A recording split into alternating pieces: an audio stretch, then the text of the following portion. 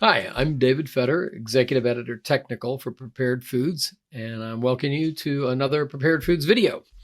Today, we are with longtime regular contributor Kerry Hughes. She's principal for EthnoPharm. She's an ethnobotanist, an herbalist, and author with a 20-year record of success in natural product development. And EthnoPharm itself specializes in global natural production development and education, innovative product formulation, and nexus of market opportunity identification. Today, Kerry's going to share with us the top 5 botanical ingredients that she believes food and beverage developers should really be paying close attention to. Some of these are going to be familiar, some will be new, and Kerry's going to tell us what makes them her favorites and how best to use them. Kerry, is there any particular order to the 5 botanicals you chose? No, David. We have kind of a mixture of things here. So I've chosen some that are more established and some that are less established to work with.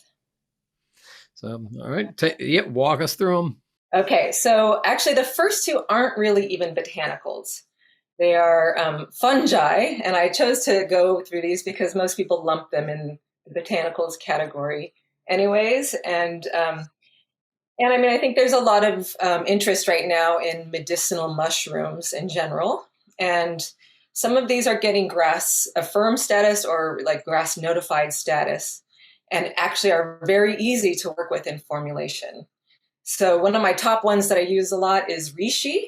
And reishi is really interesting because, well, it has a really interesting history. It's an adaptogen, so it's great for kind of helping the body and the mind adapt to stress. And it also has what's called beta glucans in it. That's a component of a lot of medicinal mushrooms, actually. And it makes it really interesting for not only like stress and the adaptogen nature of the mushroom, but also for formulations for like immune health and gut health. And reishi is actually interesting because when it's used like in beverages, it's soluble, it's clear, it's flavorless, it's all the things that you want in formulation. And it's got science behind it. That's great. You have to look for the right extracts because some of them aren't the right ones, or they're not a self-affirmed GRAS or the type of GRAS that you want, but they do exist on the market. And then another fungi is lion's mane, kind of has a cool name. And it also has the beta glucan component to it, but it has a very different kind of indication, which is kind of a hot indication these days, which is cognitive health. So it has like, the ability to help cognition, but it also really has this experiential nature to it, where shortly after consuming, you can feel kind of this jump in like focus, which, I've seen a lot of these new products coming out and ingredients that it's been kind of dubbed like a new kind of energy, because that feeling of focus, almost it feels like energy. It's not the kind of energy like you want to run around the block or, you're nervous or something like that, but it makes you alert. So it's this kind of calm, alert state, which is like, feels like energy, and it feels like the kind of energy that you want. Is that an alkaloid component? Well, we don't know exactly what's making the focus effect, but it does have the beta glucans in it, and many of the other, mushroom type, polysaccharides and stuff. So it's got gut health and all that, but there's something about it that creates this kind of calm focus effect. And so it's, this cognition area is becoming very popular because of all things esports. And this is like people actually that sit around and they do gaming on computers, and they feel like they need to be alert and also kind of calm and, to play their games. And but I think that also just for the average everyday worker, person of us out there, that we tend to have that 3 o'clock slump in the afternoon, and we lose focus and we start procrastinating, or we, put things off to the next day. And these cognition, focus type ingredients are really helpful at that time of day. Great. Excellent. Oh, thank you. Now, what sort of formulations would you use reishi and lion's mane in? Yeah, like I said with reishi, it's also lion's mane.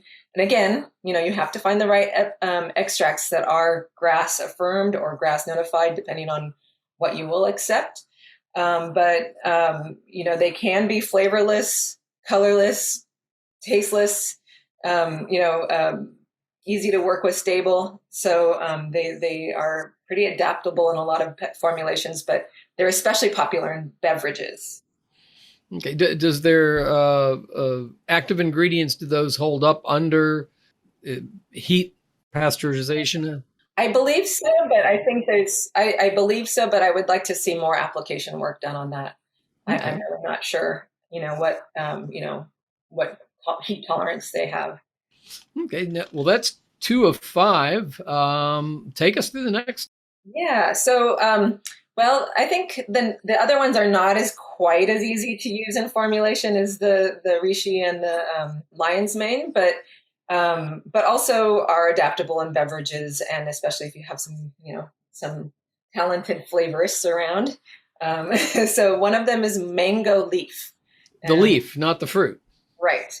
Ah, And it turns out mango leaf itself has been used as a beverage, has a long history of use in a number of different cultures for the same kinds of things, which is to help combat fatigue. So again, this is kind of another energy ingredient that not only has, and it has some science to confirm this, that it does actually have this physical energy aspect, but also a mental energy. So it's got a similar kind of focus, cognition benefits.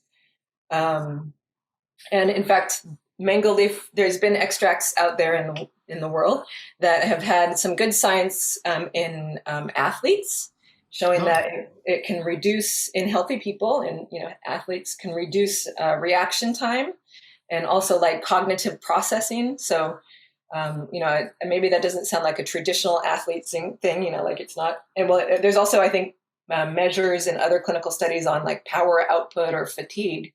But this is again showing where it kind of helps with the focus and if you're the kind of athlete that needs to make split second decisions, then maybe this is the kind of thing for you. At least this is where it's showing some interest in the studies.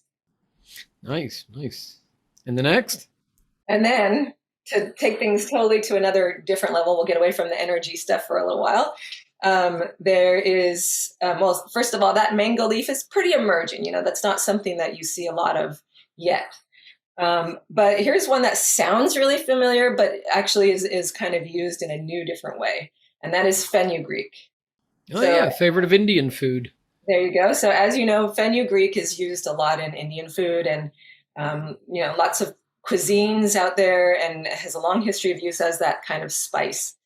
But what's not as well known is that there are extracts that can actually help for female health, not only for menopausal years and like reducing menopausal symptoms, but also for during the childbearing years. So somebody that's not gone through menopause can enhance libido in females.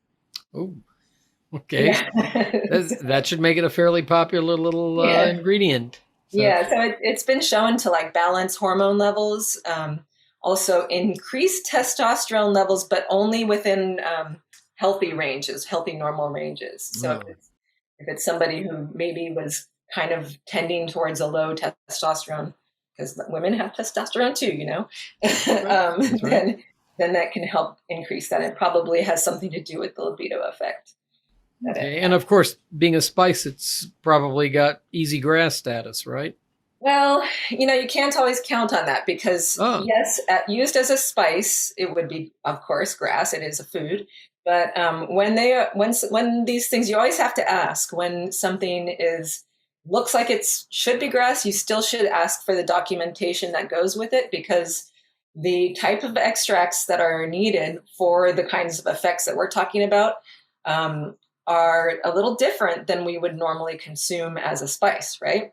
So, according to the FDA's position, no, you have to actually affirm that differently. You have to look at that as a different kind of extract and make that case.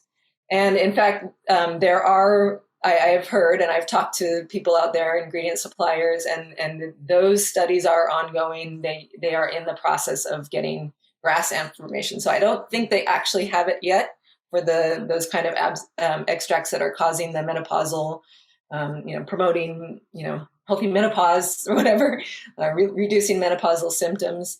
But that's soon to be had. Oh, okay. Good. And then if you want to hear a really different one for our last one. Oh, yeah, let's. Because that one sounded kind of familiar, although that's really a different use, right?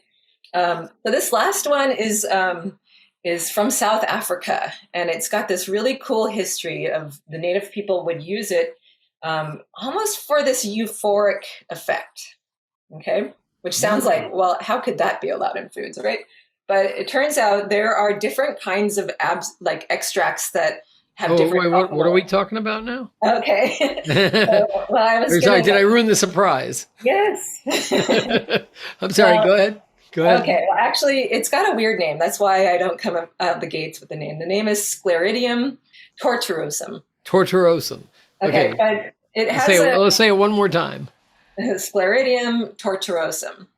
Thank you. So, there is a common name, but the common name, there's kind of a controversy whether you can use it or not, because the extracts that are used for foods are a little different than the extract that would be used with this common name, and that common name is Kana. Kana. There are some kind of associations with euphoric and getting high with that, but that's not what the type of extract that has the food use. Okay, and there is self-affirmed GRAS on this. And it's actually some really interesting work where they have done benefit share type of relationships with the native people that had the traditional knowledge of how to use these things, and how to use this Kana or this Scleridium.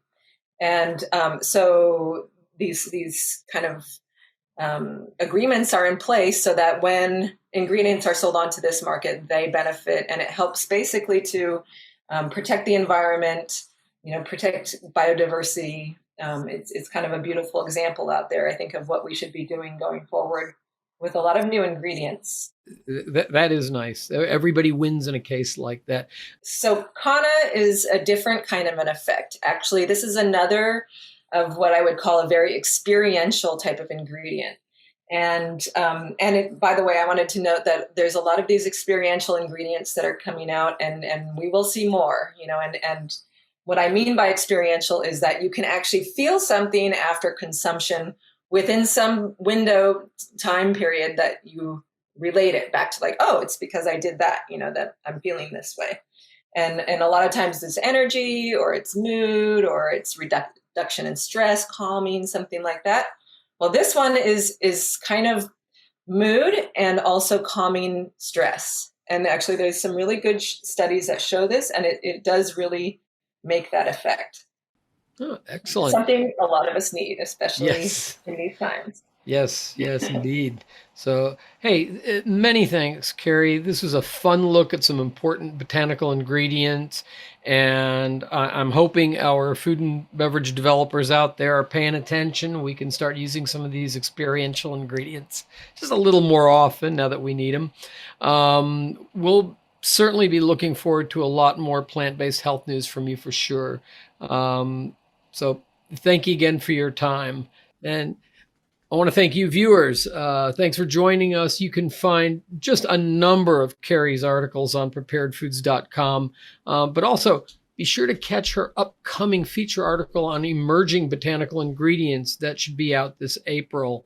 And then for more on-trend topics of interest to food and beverage formulators, be sure to check out our growing coverage at preparedfoods.com under the media menu.